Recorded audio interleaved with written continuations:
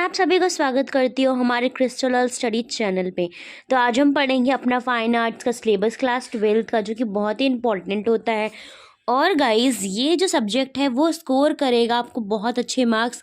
और 12th में अगर आपने पीसीबी ली है या पीसीएम लिया है और उसके साथ आपने फाइन आर्ट्स लिया है तो आपके ओवरऑल मार्क्स भी अच्छे हो जाते हैं।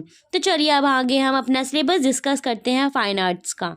फाइन आर्ट्स में है सबसे पहले the Rajasthani school of painting, second one है Pahari, third one Mughal school of miniature painting के बारे में हम पढ़ेंगे। इन फोर्थ है Deccani school of painting, fifth the Bengal and cultural nationalism and six है मॉडर्न इंडियन आर्ट। तो ये 6 ऐसे टॉपिक है जिसके बारे में हम लोग फाइन आर्ट्स में पढ़ेंगे। क्लास 12th का यही तुम्हारा सिलेबस है गाइस। तो यूनिट 1 में अब क्या आता है हम वो देख लेते हैं आगे चलकर।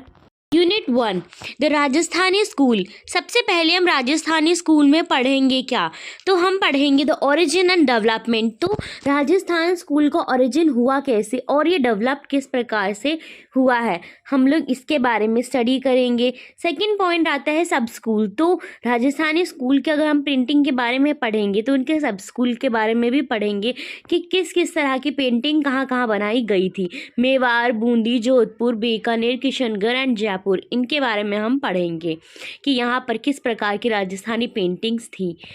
Third one is main feature of Rajasthani painting. Rajasthani painting जो है, राजस्थानी जो स्कूल है वहाँ पे स्कूलों में किस प्रकार की पेंटिंग्स बनाई गई थी, उनका मेन फीचर क्या है वहाँ के स्कूलों का, उसके बारे में हम पढ़ेंगे। इसके बाद इनका आता है टाइटल एंड पेंटर्स के बारे में है, जैसा कि इसमें हम पढ़ेंगे मरुरागनी के बारे में। तो मरुरागनी के पेंटर कौन रहे थे, साहेबदेन। तो हम इनके बारे में जानेंगे कि मरुरागनी में किस प्रकार की पेंटिंग बनी है और क्या किस चीज़ के बारे में वहाँ पर डिस्क्राइब किया गया है और पेंटर ने किस तरह से उस पेंटिंग को बनाया था। चौगन प्लेयर, उनके पेंटर कौन है, दाना। Krishna on swing, Nuruddin. राधा को और क्या कहा गया है यहाँ पे, बनी ठनी। तो ये पेंटर इनके कौन है, निहाल चंद। भरत मीट रामा एट चित्रकूट, इनका पेंटर कौन है, गुमान।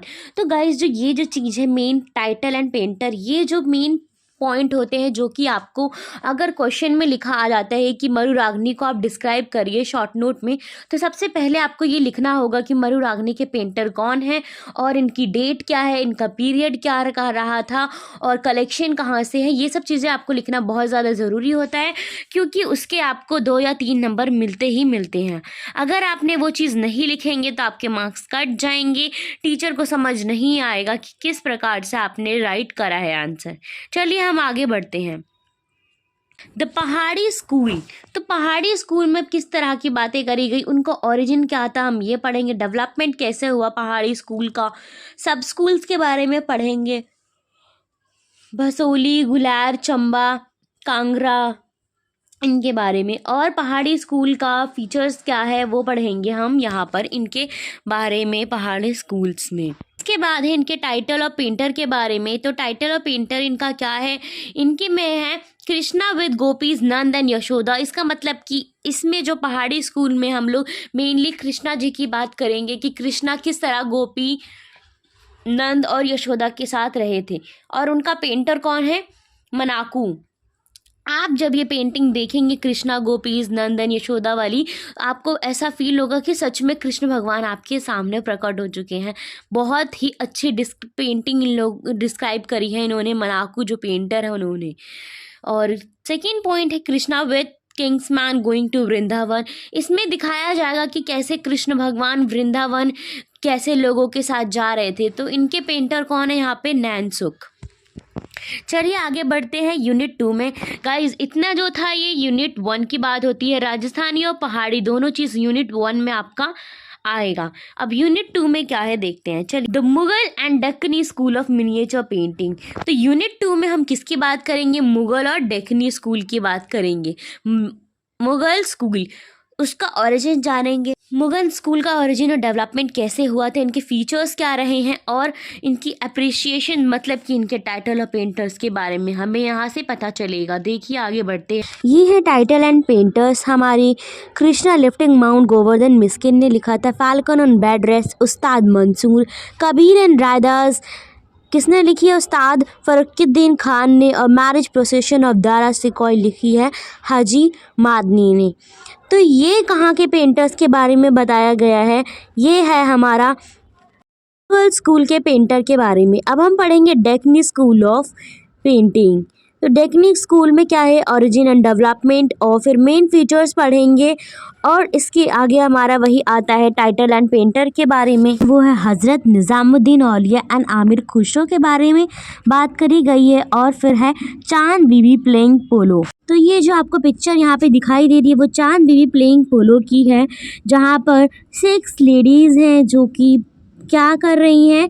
प्ले कर रही हैं पोलो को। पोलो क्या है गाइस? एक गेम होता है, यहाँ पर उसी चीज़ की बात करी गई है। अब हम देखते हैं यूनिट 3। यूनिट 3 में बात करी जाएगी बंगाल की और modern trend in Indian art की। तो यहाँ पर हम बंगाल स्कूल में देख लेते हैं, ओरिजिन एंड डेवलपमेंट के बारे में बात करेंगे और उनका मेन फीचर क्या रहा था वो।